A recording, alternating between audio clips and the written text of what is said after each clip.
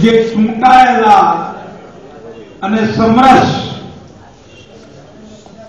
દલિત સરપંચો છે એમના સન્માન સમારંભમાં અમારી વચ્ચે ઉપસ્થિત અમારા પક્ષના આગેવાન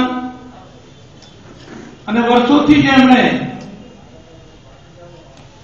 અમારા પક્ષને નેતૃત્વ પૂરું પાડ્યું છે અને અત્યારે જિલ્લાની જવાબદારી સંભાળી રહ્યા છે એવા ડોક્ટર કે.એસ. મોગરાજી આપણી વચ્ચે ઉપસ્થિત, જિલ્લાના સમાહર્તા કલેક્ટર શ્રી વોરાજી, વિકાસ અધિકારી શ્રી ભટજી, નગરપાલિકાના આદરણીય પ્રમુખ હર્ષાબેન, દલિત અધિકાર સંઘના પ્રદેશના મહામંત્રી અને જેમના અથાગ પ્રયત્નથી ભાઈ અશ્વિન, ચિમનલાલ, દુધાભાઈ અને એનટી રાઠોડ આ બધાની એક ટીમ બનીને જે આ કાર્યક્રમનું આયોજન કર્યું છે એવા એનટી રાઠોડ, આદરણીય રમીલાબેન, ખાસ ઉપસ્થિત રહેલા ભાઈ મુકેશભાઈ, રમેશભાઈ, ચિમનભાઈ સોલંકી, ભાજપ અનુસૂચિત જાતિ મોરચાના પ્રદેશના મંત્રી પ્રહલાદભાઈ, આંબાભાઈ, ભાઈ અશ્વિન, અર્જનભાઈ, ગણપતભાઈ, અંબાબેન, નાગીબેન, દક્ષાબેન, શારદાબેન, લીલાબેન, રજનીબેન, દાનીબેન અને તેના નામ લઈએ તો ઘણો લાંબો સમય જાય એવા સૌ આગેવાનો, ભાઈ શ્રી એચ.ડી. રાઠોડ, મુરબ્બી પરમાભાઈ, સીએમ પરમાર, ભરતભાઈ, ભાઈ શ્રી રાજેન્દ્ર ડાભી, વિજયભાઈ, રાજેનભાઈ, શેંધાભાઈ, અમદાવાદથી ખાસ પધારેલ ભાઈ નરેન્દ્ર, બેચરભાઈ, અમારા ચોરેસિયાજી, ઉપસ્થિત સૌ આગેવાનો, ચૂંટાયેલા સૌ સરપંચશ્રીઓ, મીડિયાના પત્રકાર મિત્રો, સૌપ્રથમ તો જેઓ સરપંચ તરીકે ચૂંટાયા છે તેમને સરકારના મંત્રી તરીકે અને દલિત અધિકાર સંઘના પ્રમુખ તરીકે લાખ અભિનંદન આપું. મિત્રો, મેં વિનંતી કરી હતી બનાસકાંઠા યુનિટને કે પહેલું જો સ્વાગત કોઈનું થવાનું હોય, કરવાનું હોય પરમાભાઈ, તો જે સામાન્ય બેઠક ઉપર અનુસૂચિત જાતિના કોઈ ઉમેદવાર ચૂંટાયા હોય એનું કરજો અને એમણે મારી વિનંતી ગ્રાહ્ય રાખી એ માટે એમના પ્રત્યે આભાર પ્રકટ કરું છું ને એમને ખાસ અભિનંદન આપું છું. મિત્રો, તત્વચિંતક પ્લેટોનું એક સુંદર વાક્ય છે અને કાર્યક્રમમાં હું એને દોહરાવતો હોઉં છું કે જે સમાજ સજ્જનોનું સન્માન કરી શકતો નથી, દુર્જનોને દંડી શકતો નથી, તે ક્યારે પ્રગતિ કરી શકતો નથી. અને અહીંયા દલિત સમાજ, દલિત અધિકાર સંઘ સજ્જનોનું સન્માન કરવા આટલી મોટી સંખ્યામાં ભેગો થયો છે, માટે એમને પુનઃ હું અભિનંદન આપું છું. મિત્રો, જે સરપંચશ્રીઓ ચૂંટાયા છે, ડીડીઓશ્રીએ એમની કાયદાકીય પરિભાષામાં અનેક વાતો કરી, કલેક્ટરશ્રીએ સુંદર માર્ગદર્શન આપ્યું, પરંતુ જે સામાજિક ઢાંચો છે જેને સુધારવા માટે ડોક્ટર બાબા સાહેબ આંબેડકર સતત પ્રયત્નશીલ રહ્યા. ધીરે ધીરે એમાં સુધારો થઈ શક્યો છે, પણ ડોક્ટર બાબા સાહેબ આંબેડકરે જે સુધારો ઈચ્છ્યો હતો એવો 100% સુધારો હજી થયો નથી. આ વાસ્તવિકતા છે અને એને કારણે સંવિધાનમાં જોગવાઈ છે સરપંચ બનાવવો પડે એટલે સરપંચ બનાવ્યું છે, પણ એના પછીની જે કાળા દાવા શરૂ થાય છે એનાથી તમને સાવચેત કરવા આવ્યો છું. હું કલેક્ટરશ્રી અને ડીડીઓશ્રીને પણ સૂચિત કરું છું કે આવા જ્યાં પણ કાળા દાવા થતા હોય એને અટકાવવાની જવાબદારી તંત્રની છે. અને એ કાળા દાવા કેવા થાય કે સરપંચ તરીકે ચૂંટાઈ જાય પણ પછી ઉપસરપંચ તરીકે જે સજ્જન બેઠા હોય એ આ સરપંચ કેમ સસ્પેન્ડ થાય, આ સરપંચ કેમ જતો રહે અને મારા પાસે ચાર્જ કેમ આવે એનો ધંધો લઈને બેઠા હોય છે. મિત્રો, આનાથી સાવચેત રહેવાની જરૂર છે અને આવું જ્યાં પણ મને આજે સરકારના મંત્રી તરીકે તમારા રક્ષક કરવાની જવાબદારી ડોક્ટર બાબા સાહેબ આંબેડકરે જે અધિકાર આપ્યા છે કોઈની મહેરબાનીથી આપ્યા નથી. ડોક્ટર બાબા સાહેબ આંબેડકરે જે જોગવાઈ કરી છે એ કોઈની મહેરબાનીથી કરી નથી. ફક્ત ને ફક્ત દરેક કાર્યની અંદર દલિતો વંચિતો પણ વહીવટમાં ભાગીદાર થાય એટલા માટેની જોગવાઈ કરી છે. કોઈ એમ સમજતું હોય કે અનામત એટલે સફાઈ કામદાર સફાઈ કામ કર્યા કરે એને અનામત આપી દીધી એટલે કામ પૂરું થઈ જાય. કોઈ એમ સમજતા હોય કે આવું કોઈ નબળું કામ એમને સોંપી દઈએ એટલે પૂરું થઈ જાય. નહીં, બાબા સાહેબે એમ કર્યું હતું, ફક્ત સરકારી નોકરીમાં નહીં વહીવટમાં પણ મારો દલિત સમાજ. મિત્રો, આપણને અહીંયા જયારે કાર્યક્રમની શરૂઆત કરી અને આપણે જોયું તો ડોક્ટર બાબા સાહેબ આંબેડકરની પ્રતિમાને આપણે ફુલહાર કર્યા, એમને સન્માન આપ્યું, ત્યાં દીપ પ્રાગટ્ય. મિત્રો, આ શાના માટે છે? આ સન્માન શાના માટે કર્યું છે? આ સન્માન એટલા માટે કર્યું છે કે અહીંયા આજે હું મંત્રી તરીકે બેઠો છું, તમે ત્યાં ખુરશીમાં બેઠા છો, જે સરપંચ બન્યા છો એનો કોઈ અધિકારી હોય તો મારો ભીમરાવ આંબેડકર. ઘણા રાજકીય પક્ષના લોકો અનામત અમે લઈ આવ્યા છીએ, ઘણા એમ કે અમને કર્યું હતું. મારે એમને થોડો ઇતિહાસ કેવો છે અને એ ઇતિહાસ એવું કે છે કે 1932 ની અંદર જ્યારે ડોક્ટર બાબા સાહેબ આંબેડકરને એમ લાગ્યું કે મારો દલિત સમાજ એ પોતાના પ્રતિનિધિ ચૂંટવાની અંદર ઉમળો પડશે અને ચૂંટાયેલો પ્રતિનિધિ કોઈ દલિત એની પાસે કામ લઈને જશે ત્યારે હાથ ઊંચા કરીને જવાબ આપશે કે હું તારા મતથી ચૂંટાયો નથી. ઘણા એવા હજુ બોથાઓ છે જે એમ કહેતા હોય છે કે હું દલિતોના મતે ચૂંટાયો નથી. એવા બોથાઓને કેવું છે કે તું અનુસૂચિત જાતિનો છે ને ભાઈ, એટલે પોતાની પરિસ્થિતિ ઉપર નહીં, ડોક્ટર બાબા સાહેબ આંબેડકરે જે વ્યવસ્થા કરી એટલા માટે ચૂંટાયો.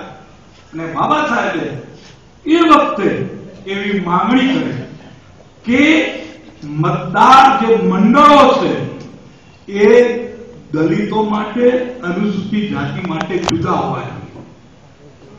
જેવી રીતે અધ્યક્ષ છે, સવર્ણ શબ્દ ગમે ન ગમે એવો પણ એક વર્ગ તરીકે સ્વીકારીએ તો એમના પ્રતિનિધિ એ સમાજના લોકો ચૂંટે, પણ અનુસૂચિત જાતિનો જે પ્રતિનિધિ ચૂંટાય એ તાલુકામાં સરપંચમાં કે પછી એમપી એમએલએમાં એના મતદારો ફક્ત અને ફક્ત દલિતો હોવા જોઈએ. આ ડોક્ટર બાબા સાહેબે માંગણી કરી અને ડોક્ટર બાબા સાહેબની માંગણી એ વખતના જે શાસકો હતા, બ્રિટિશ શાસકો, એમને સ્વીકારી કરીને એના માટે એ હુકમ કર્યો અને જેવો એ હુકમ કર્યો એ વખતે મહાત્મા ગાંધી ઉપવાસ ઉપર ઉતર્યા. એ મહાત્મા ગાંધીની સમજ હશે, એ એમની સોચ હશે. એ સમયે એમને લાગ્યું હશે કે જો આમ કરીશું તો હિન્દુ સમાજના ભાગલા પડશે.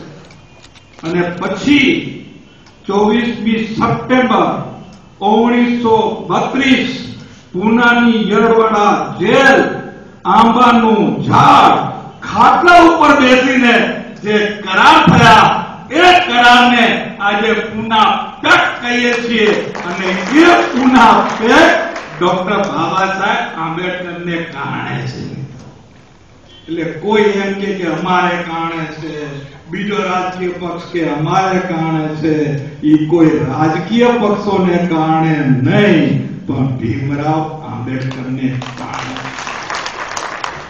આ વાત મિત્રો મારે એટલા માટે કહેવી હતી કે ડોક્ટર બાબા સાહેબ આંબેડકરને સતત ચિંતા રહેતી, અને જ્યારે એમને સતત ચિંતા રહેતી ત્યારે છેલ્લા સમયમાં તમે એમના ભાષણો વાંચશો અને જે લોકોએ એમના પુસ્તકોનો અભ્યાસ કર્યો હશે એ ભણેલા ગણેલા દલિતોથી નારાજ હતા. બાબા સાહેબે એમ લખ્યું છે કે પઢે લિખે દલિતોને મુझे ધોખા દિયા હૈ. સભા આ હકીકત છે.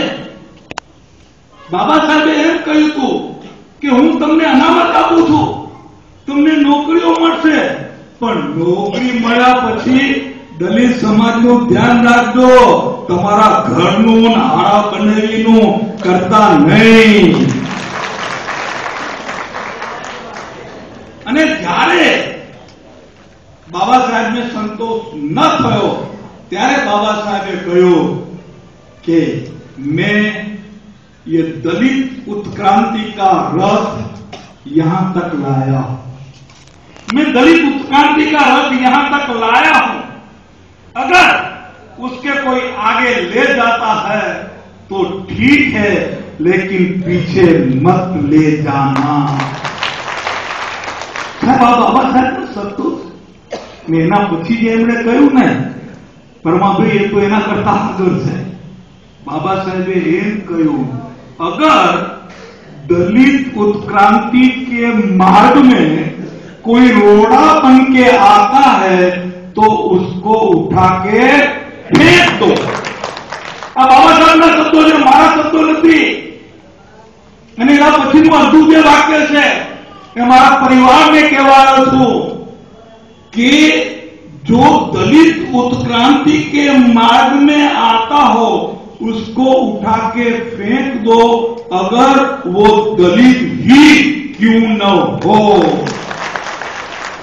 એનો સીધો અર્થ એવો થાય ગામઠી ભાષામાં કે જી દલિત ઉત્ક્રાંતિમાં આડો આવતો હોય એને ઉઠાવીને ફેંકી દો.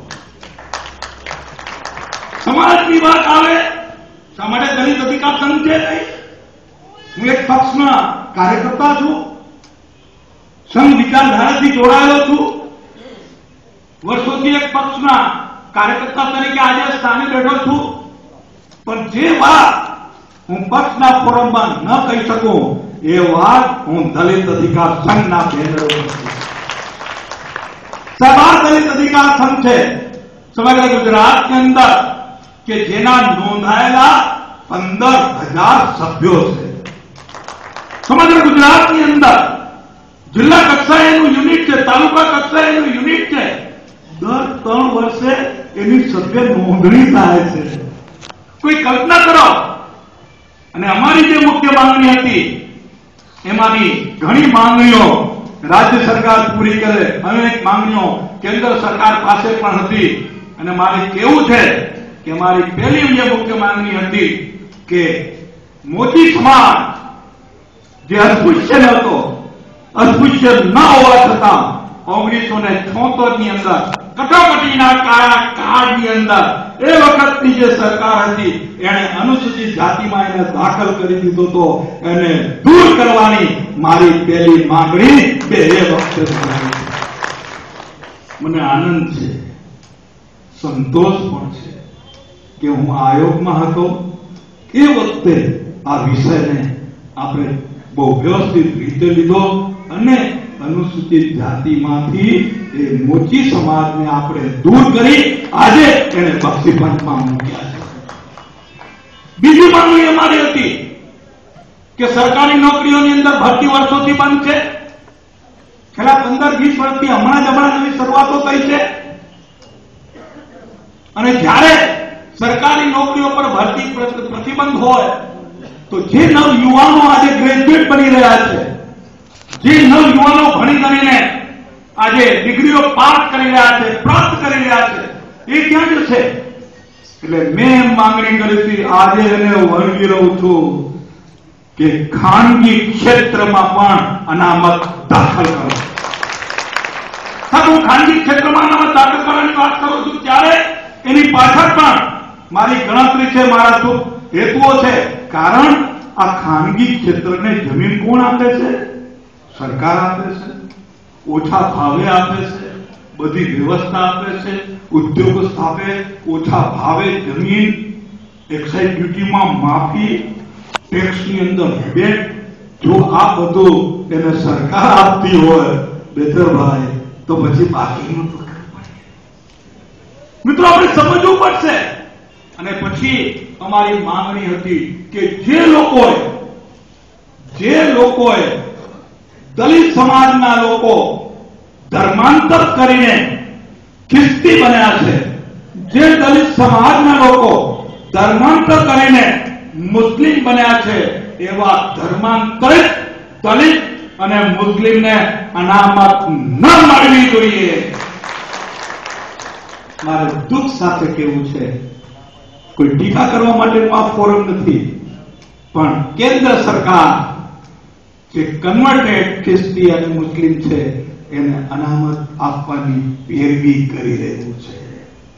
હું દલિત સમાજને કહું છું કે આ વિરોધ આપણે એટલા માટે કરવો જોઈએ કે જો આ વિરોધ ન કરીએ તો આપણા છોકરા બેકાર છે અને કોઈ ખ્રિસ્તી કે કોઈ મુસ્લિમ જેની પાસે બધી સગવડો છે એ સીટ ઉપર અને બધાની બેઠકો ઉપર બેઠા હશે ને આપણે બેકારના બેકાર રહીશું. મિત્રો, આવી અનેક માંગણીઓ સાથે આ દલિત અધિકાર સંઘની સ્થાપના કરી અને એના અંતર્ગત આજનો આ કાર્યક્રમ થઈ રહ્યો છે.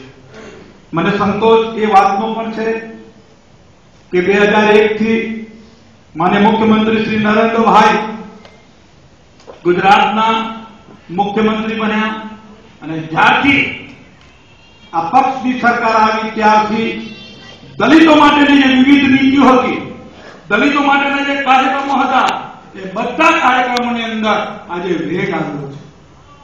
ડોક્ટર બાબા સાહેબ આંબેડકર, જેને આપણે આપણા આરાધ્ય દેવ ગણીએ છીએ, જ્યારે પણ નામ લેવાનું હોય તો જય ભીમનો નારો બોલીએ છીએ.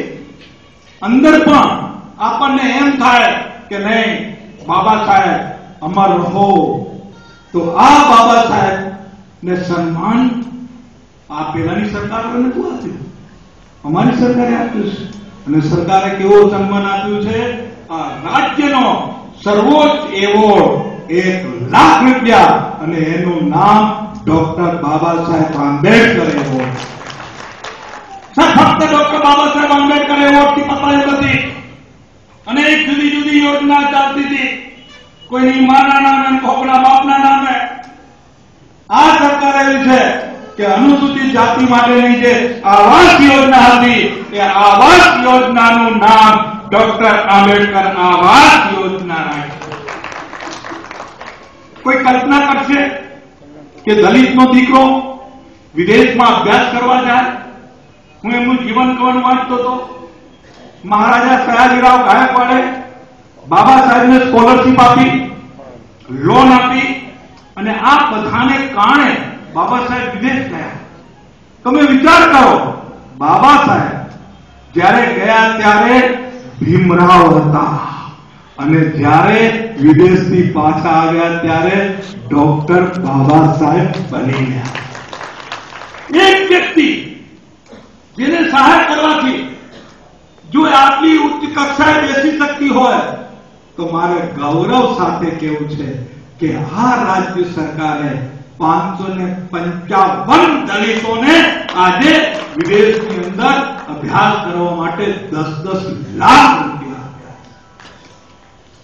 ડોક્ટર બાબા સાહેબ આંબેડકરના પૂજ્ય પિતાશ્રી સુબેદાર રામજી સકપાલ એમના નામ સાથે છાત્રાલયની યોજના જોડી. માં ભીમાબાઈ આંબેડકર એમના પૂજ્ય માતૃશ્રી એની સાથે બાગવાડીની યોજના જોડી. એમના પ્રથમ પત્ની માં રમાબાઈ, મારી બહેનો બેઠી છે એટલે મારે કેવું છે કે ઇતિહાસની અંદર રમાબાઈને યાદ કરનારા ઘણા ઓછા હશે, ઘણાને ખબર નહીં હોય. ડોક્ટર બાબા સાહેબ આંબેડકર વિદેશમાં જો અભ્યાસ કરી શક્યા હોય ને એના મૂળમાં કોઈ હોય તો માં રમાબાઈ હતા. પોતે ભૂખ્યા રહેતા હતા, અહીંયા મજૂરી કરતા હતા. તમને જાણીને નવાઈ લાગશે કે છાણા વીણી કરી ઘરનું ગુજરાન ચલાવતા અને એમાંથી બચત કરીને બાબા સાહેબને વિદેશમાં મોકલતા. કોઈ કલ્પના તો કરો કે જે આ દેશના જેને આપણે બંધારણના ઘડવૈયા કહીએ એમના ધર્મપત્નીએ કેટલો ત્યાગ કર્યો છે. કોણે એમને યાદ કર્યો તું? આ સરકારે એમને યાદ કર્યા.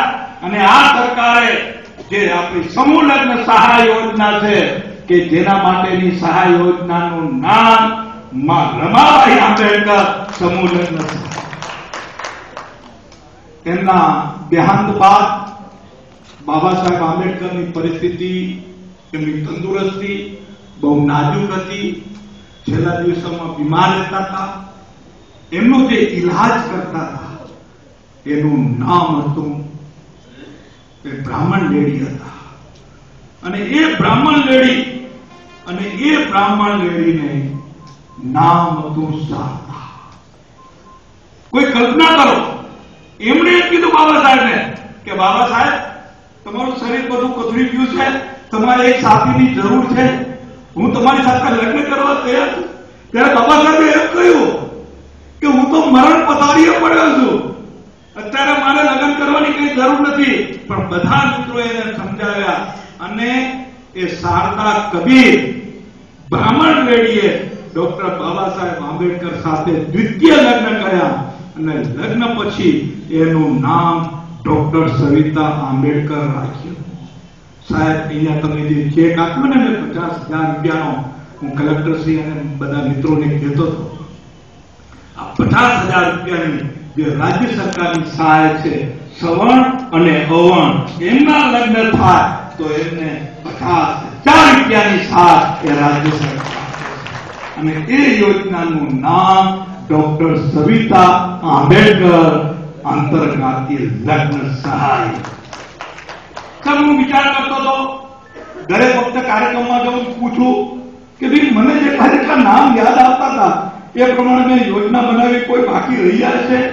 ત્યાં એક પાત્ર મારા નજરે ચડ્યું.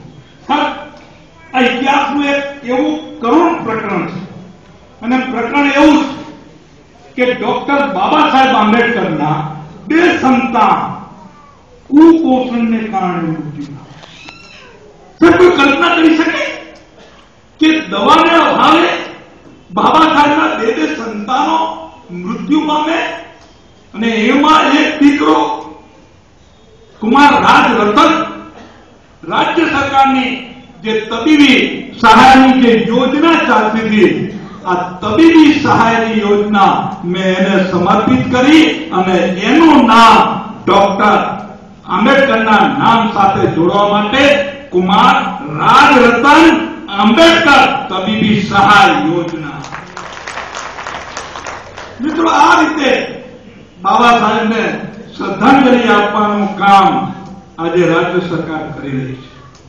આપને જાણીને નવાઈ લાગશે, થોડો પોળો ચડશે કે આજે વસ્તી ગણતરીના જે આંકડા આવ્યા ને 2001-2011 એમાં સાક્ષરતાના જે આંકડા આવ્યા છે, દલિત સમાજની સાક્ષરતા અન્ય સમાજ કરતા 1% વધારે છે. કે હવે દલિત સમાજની અંદર ભણતરની ભૂખ ઉગડી છે અને એની યોજનાઓના વિવિધ લાભો આપણે લઈ શકીએ છીએ. મિત્રો, આપણે નસીબદાર કેટલા છીએ કે આ રાજ્યનો વડો મુખ્યમંત્રી તરીકે એના બંગલામાં પ્રવેશ કરે અને પ્રવેશ કરે ત્યારે આપણે ત્યાં રિવાજ છે કે કોઈ ઘડો મૂકે, કોઈ કળશ મૂકે. આ માન્ય મુખ્યમંત્રી નરેન્દ્રભાઈએ એમના સત્તાવાર બંગલામાં પ્રવેશ કર્યો ત્યારે એક કળશ એક દલિત દીકરીના હાથે મુકાયો.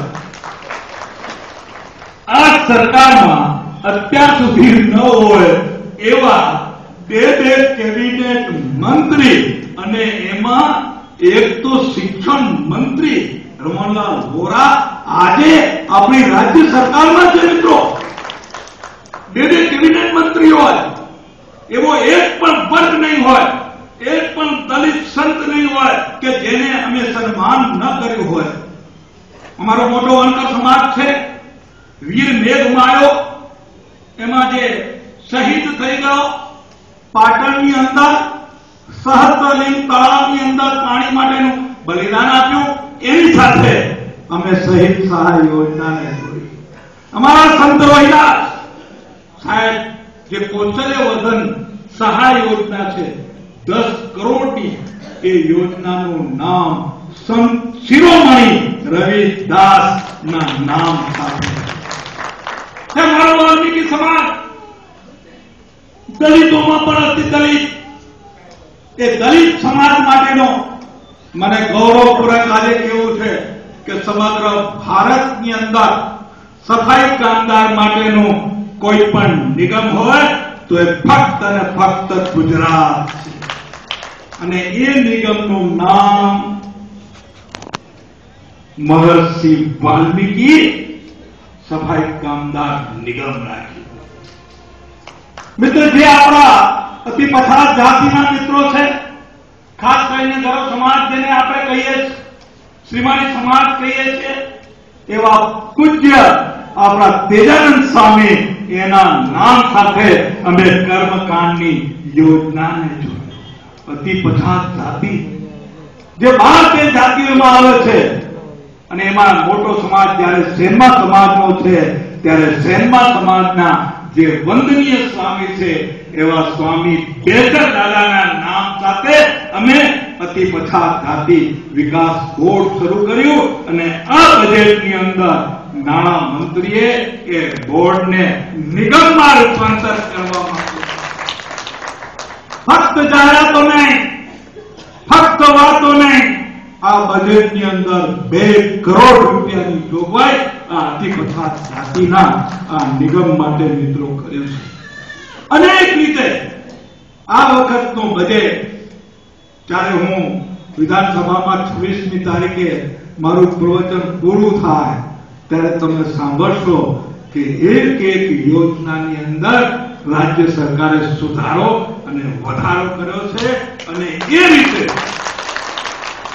આ બજેટ દલિત તરફી, ગરીબ તરફી, અને મારે તો મુખ્યમંત્રી શ્રી માટે કહેવું છે કે ગરીબોના તેલી અને વંચિતોના વાળોતર મુખ્યમંત્રી નરેન્દ્રભાઈ મોદી આપણને મળ્યા છે ત્યારે આપણે બધાએ એનું ગૌરવ કરીએ અને સાથે સાથે એમના હાથ મજબૂત થાય એ માટેના પ્રયત્ન કરીએ.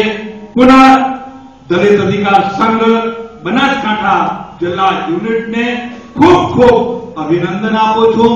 આપ સૌને પણ ખૂબ ખૂબ અભિનંદન આપું છું.